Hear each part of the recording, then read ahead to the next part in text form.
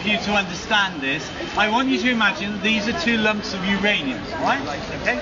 Now, before they built the first atom bomb, they used to hold lumps of uranium like this in their hands, and they used to push them together, and they found that they repelled each other, just like magnets turn the wrong way around. Have you ever tried that? With magnets, you turn them around, and they won't go together, will they? They'll repel. Just like these two ideas about God. They say they won't go together. But the amazing thing is that it actually helps you to understand about God, because they do in fact go together. Because God doesn't want us to experience the death that we deserve. He wants us to experience the life that we don't deserve, but which He wants to give us as a gift. Okay? Now, when you put as I said, these lumps of uranium that big don't naturally go together.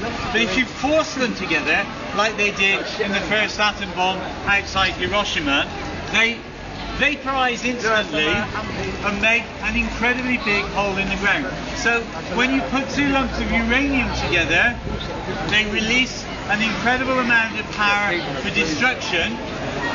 But when God's justice and love came together at a different point in history, on a hill outside Jerusalem, they released an incredible amount of power for healing.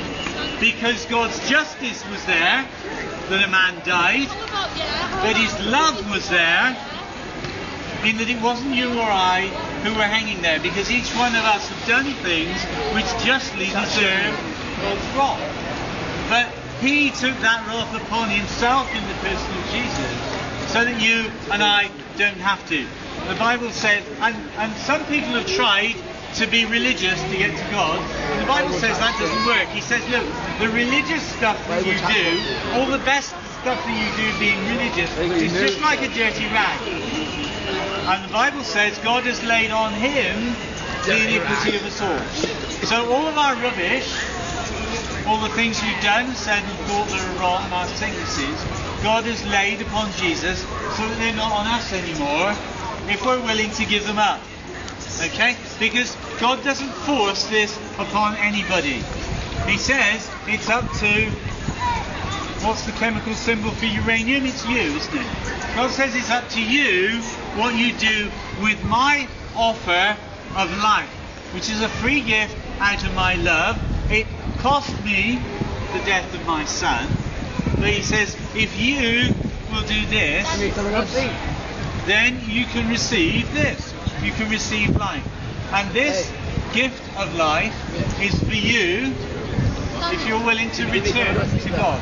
To turn away from all that you know to be wrong in your life, which brings the just punishment of death, and you're willing to receive His love today, which He's offering you today, and as a sign that you want to receive that love, I invite you to come and take this leaflet from my hand.